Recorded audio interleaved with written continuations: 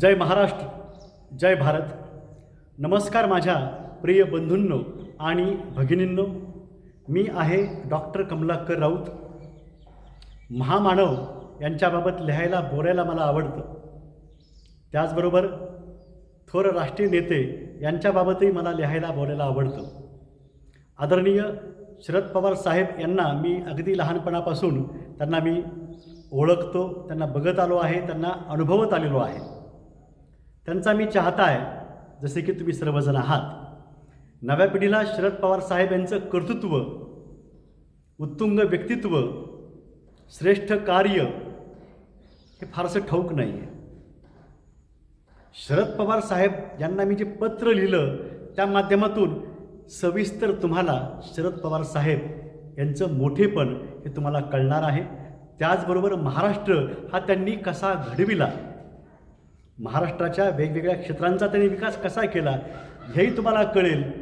यासोबतच वेगवेगळ्या प्रसंगी ते कसे धावून आले आहेत आणि त्यांनी कशी लोकांना मदत केलेली आहे तेही तुम्हाला कळणार आहे.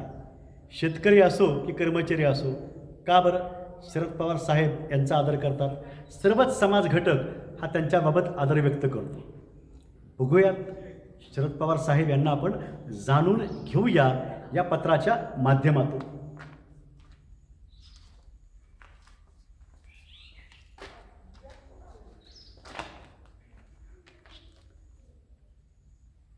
जय महाराष्ट्र.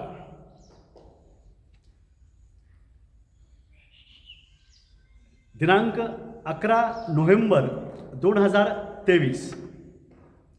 आदरणीय शरद पवार साहेब, सादर नमस्कार. आपणास, आपल्या परिवारास आणि सहकाऱ्यांना दीपावलीच्या हार्दिक शुभकामना. आपण उच्च शिक्षित व सुसंस्कृत नेते आहात. बालपणापासून आम्ही तुमचे चाहते असून तुमची भाषणे आणि तुमचं कार्य जवळून अनुभवलं आहे. यशवंतराव चव्हाण साहेबांना आम्ही प्रत्यक्ष बघितलं नाही, पण ते कसे असतील आणि त्यांचं कार्य हे कसं राहिलं असेल हे त्यांच्या सानिध्यात घडलेल्या तुमच्या व्यक्तिमत्वावरून आणि विविध चांगल्या कार्यातून आम्हाला समजलं आहे. यशवंतराव चव्हाण साहेब हे महाराष्ट्राचे आणि देशाचे थोर राष्ट्रीय नेते होते. ते थोर साहित्यिकही होते. मुंबई राज्याचे ते मुख्यमंत्री होते. संयुक्त महाराष्ट्राच्या निर्मितीचे ते महत्त्वाचे शिल्पकार होते. महाराष्ट्राचे मुख्यमंत्री, केंद्रीय गृहमंत्री, केंद्रीय अर्थमंत्री, केंद्रीय परराष्ट्र मंत्री, केंद्रीय संरक्षण मंत्री, उपपंतप्रधान या सर्व पदांवरून उत्कृष्ट कार्य कसे करावे याचा वस्तुपाठ त्यांनी आपल्या कार्यकर्तृत्वातून उभा केला आहे. यशवंतराव चव्हाण साहेबांनी जोपासलेल्या गुणग्राहकता, सर्वसमावेशकता, समयसूचकता, उदात्तता व मानवता या मूल्यांची जोपासना तुम्ही केली असून त्यांच्या विचार कार्यांचा वारसाही सार्थपणे चालविला आहे. माझे बालपण बीड जिल्ह्यातील आष्टीत गेले. जिथे बाजार भरतो तिथे तुमची सभा झाली होती. तुमच्या भाषणाने आणि कार्याने लोक सुखावले होते, परंतु लोकांचा ठसका वाढत चालला होता. तुम्हाला वाटले असेल की हे मुद्दामून कुठेतरी करीत आहे.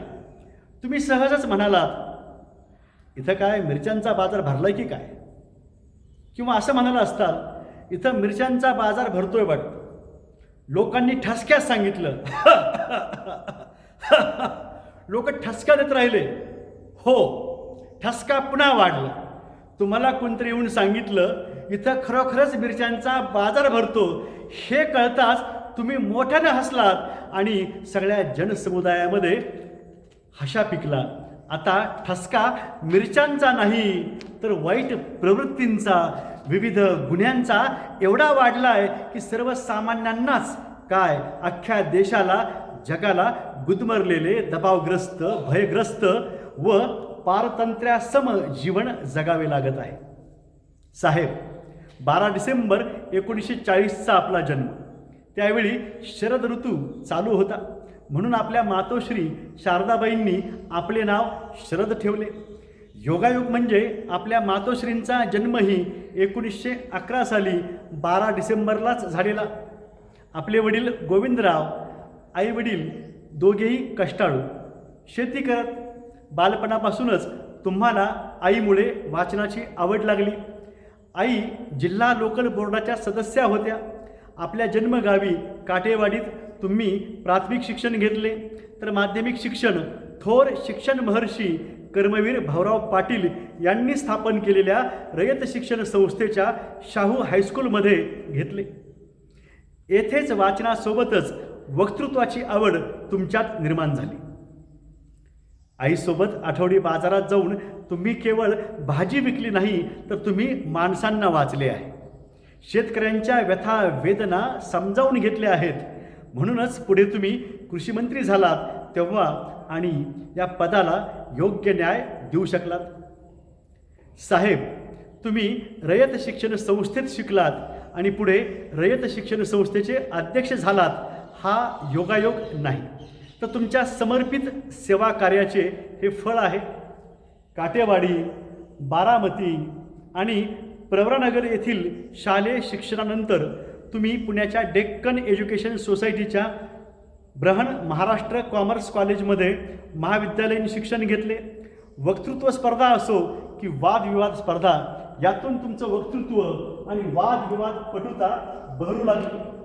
विविध महाविद्यालयातील विद्यार्थ्यांच्या समस्या तुम्ही सोडवीत, त्यांना सहाय्य करीत. त्यामुळे पवार पॅनल विविध महाविद्यालयामध्ये निवडून येत असे. यशवंतराव चव्हाण साहेबांचे तुम्ही खूप चाहते होतात आणि आजही आहात. तुम्ही त्यांना महाविद्यालयाच्या स्नेहसंमेलनासाठी निमंत्रित केले. तुमचे भाषण साहेबांना खूप आवडले. आपल्या भाषणात साहेब म्हणाले, तुझ्यासारख्या युवकांनी राजकारणात यायला हवं. त्यासाठी तू काँग्रेसमध्ये यावेस आणि महत्त्वाची भूमिका पार पाडली पाहिजेस. त्याप्रमाणे तुम्ही करून दाखविले. एवढेच नव्हे, तर आधुनिक महाराष्ट्राच्या शिल्पकारांच्या पंक्तीत तुम्ही जाऊन बसलात. आधुनिक महाराष्ट्राचे शिल्पकार यशवंतराव चव्हाण साहेब, वसंतराव नाईक साहेब, शंकरराव चव्हाण साहेब, वसंतदादा पाटील साहेब आणि शरद पवार साहेब तुम्ही आहात. हे सांगताना आमचा ऊर अभिमानानं भरून येतो.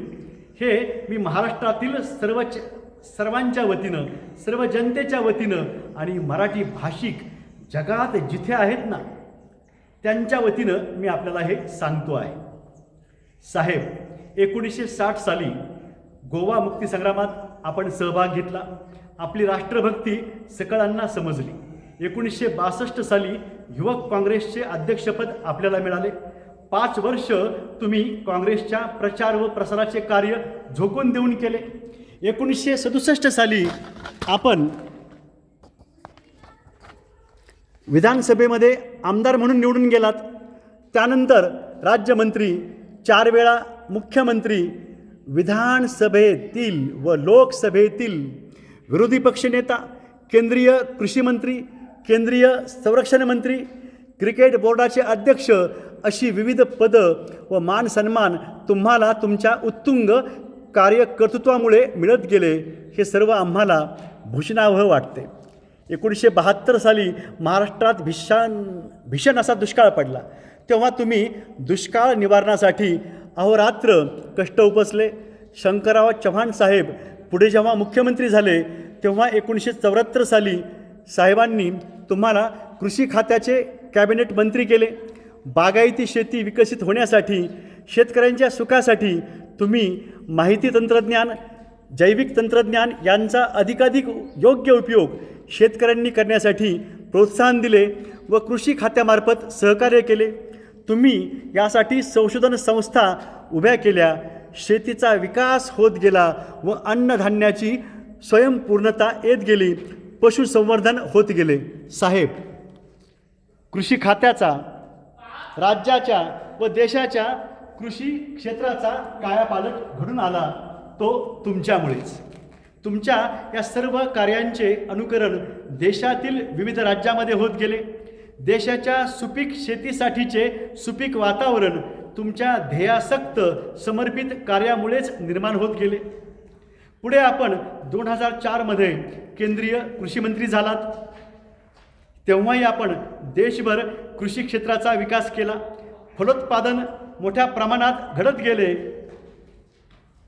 देशाबाहेर फळांची निर्यात वाढली.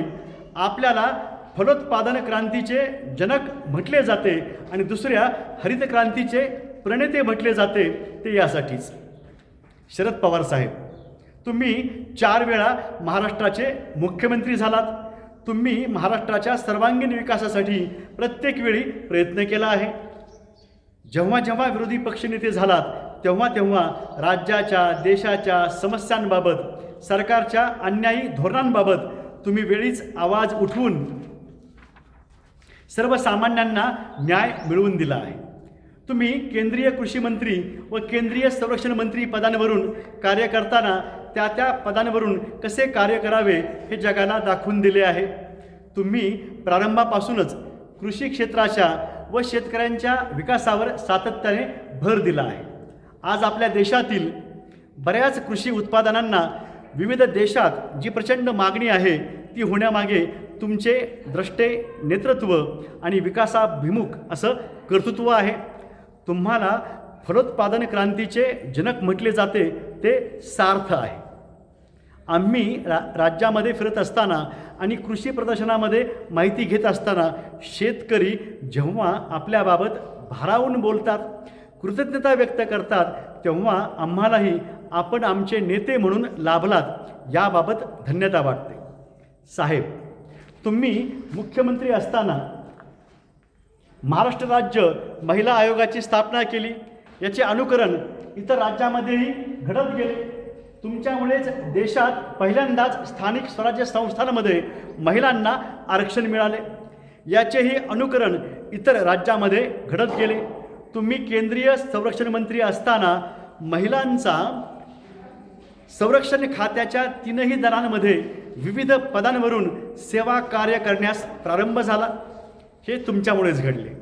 असे तुम्ही देशात महिलांना नवीन क्षेत्रामध्ये नव्याने संधी देणारे आणि त्यांच्यासह देशाचा विकास घडविणारे नवे आणि अत्यावश्यक निर्णय तुम्ही घेतले आहेत आणि त्यांची परिणामकारक अशी अंमलबजावणीही केली आहे.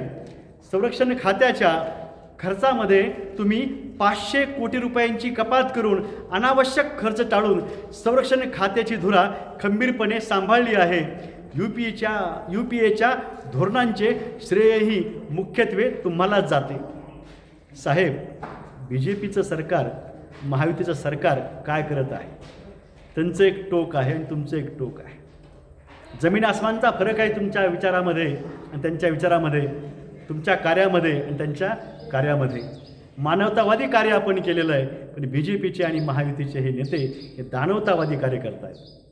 आणखीन मी आपल्याला काय काय लिहिलं आहे तेही मी आपल्याला सांगतो आहे आणि जे हे सगळं समजून घेत आहेत त्यांनाही सांगतो आहे. साहेब, तुम्ही सर्व कर्मचाऱ्यांसाठी सुद्धा चांगले नेते, न्याय देणारे नेते ठरले आहात. म्हणूनच तुम्हाला कर्मचाऱ्यांचे तारणहार म्हटले जाते, जसे की शेतकऱ्यांचे पालनहार. तुम्ही नेहमी कर्मचाऱ्यांच्या हिताचाच विचार करून धोरणे आखली व राबवली आहेत. कितीतरी कर्मचाऱ्यांच्या संकटप्रसंगी, दुःखद प्रसंगी तुम्ही दाखवलेली सहानुभूती व दिलेला तत्पर न्यायही आम्ही बघितला आहे. बऱ्याच जणांनी अनुभवला आहे. त्यातून तुमचे माणूसपण व मोठेपण कळले. त्यातीलच ही सत्य कहाणी. काय घडलं? माझ्या नातेवाईकाबाबत घडलेली ही सत्य कहाणी ही मला नंतर कळलेली आहे. संतोष सुरवसे या युवकाच्या आईवडिलांचे निधन झाले होते. कुटुंबाची जबाबदारी त्याच्यावर येऊन पडली. कोणीतरी त्याला तुम्हाला भेटण्याबाबत सांगितले. तो मुंबईला आला, परंतु तुमची त्यांची भेट होऊ शकली नाही. तो तुम्हाला भेटूनच परत जाणार होता. काय करावे त्याला कळेना. खूप विचार केला. त्याने मुंबईतूनच तुम्हाला अर्ज लिहिला. काय घडले आहे ते लिहिले, रजिस्ट्री केली. तुम्ही तो लिफाफा स्वतः उघडला, त्याचा अर्ज वाचला, आपले डोळे पाणावले. लागलीच आपण कोणामार्फत तरी त्याला बोलावून घेतले. आत्मीयतेने त्याच्याशी आपण बोललात, त्याला जीव घातले. भरल्या पोटाने आणि भरलेल्या डोळ्यांनी तो तुमच्याकडे भारल्यागत बघत होता. आता पोट भरले माझे. बहीण भावंडांचे काय? ते उपाशीच असतील की जेवले असतील. वडिलांच्या जागी आपल्याला घेतील का नाही? नाही घेतलं तर काय करावं असे विचार त्याला सतावत होते. मग मी तुम्हाला कधी भेटू असे म्हणून तो निघाला. तुम्ही त्याला रोखले.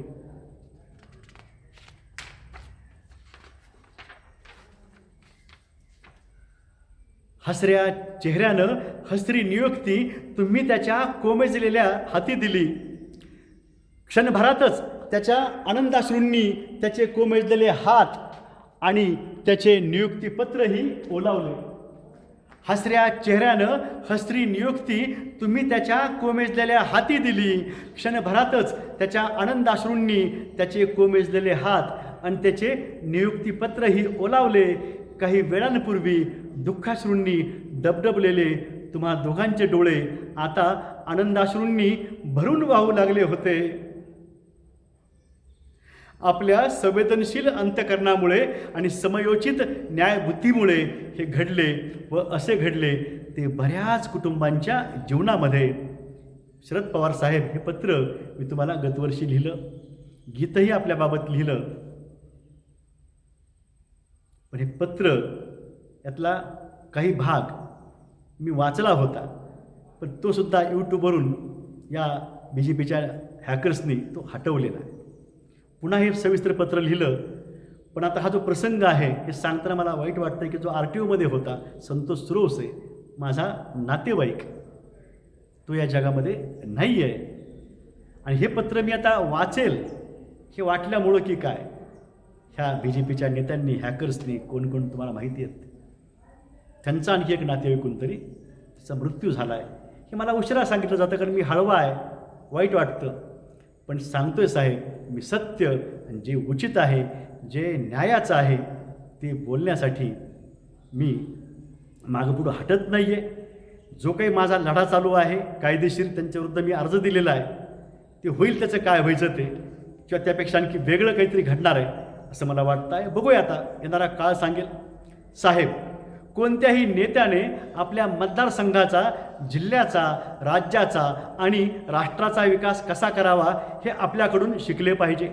शिक्षण व सहकाराच्या माध्यमातून तुम्ही बारामती तालुक्यामध्ये, पश्चिम महाराष्ट्रामध्ये नव्याने बदल विधायक कार्यातून आणि सामंजस्यपूर्ण वातावरणातून घडवून आणला आहे. बऱ्याच जणांनी आपण तिथे केलेल्या शैक्षणिक समृद्धतेबाबत, कृषी व सहकार क्षेत्रातील नवनव्या प्रयोगांबाबत आम्हाला भरभरून सांगितले आहे आणि आम्ही ते अनुभवले सुद्धा आहे. यशवंतराव चव्हाण साहेब, वसंतराव नाईक साहेब, शंकरराव चव्हाण साहेब, वसंतदादा पाटील साहेब आणि साहेब, तुम्ही आधुनिक महाराष्ट्राचे शिल्पकार आहात. आधुनिक महाराष्ट्राच्या जडणघडणीमध्ये व वाटचालीत आपणा सर्वांचे कार्यकर्तृत्व मोलाचे व स्फूर्तिदायी ठरले आहे. सर्वच महामानवांना आणि सर्वच राष्ट्रीय नेत्यांना तुम्ही सारखे समजता. त्यांच्यासारखी कृतज्ञता केवळ तुमच्या व्याख्यानातून नव्हे तर तुमच्या कार्यातूनही तुम्ही व्यक्त केली आहे.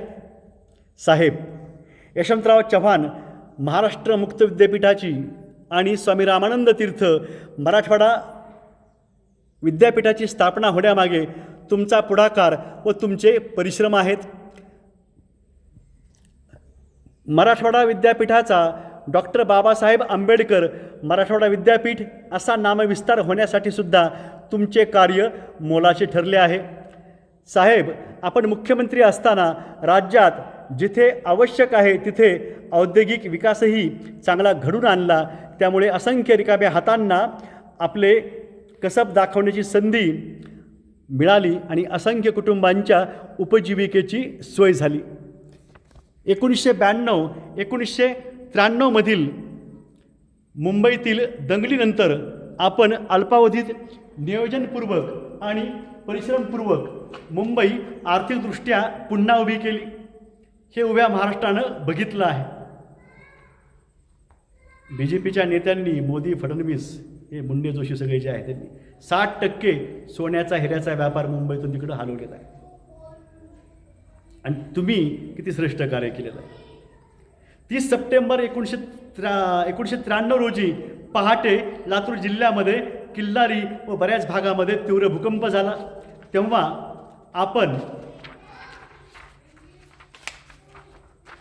तातडीने तिथे पोहोचलात आणि असंख्य जखमी लोकांचे प्राण वाचवण्यासाठी सर्व यंत्रणा तत्परतेने हलवली.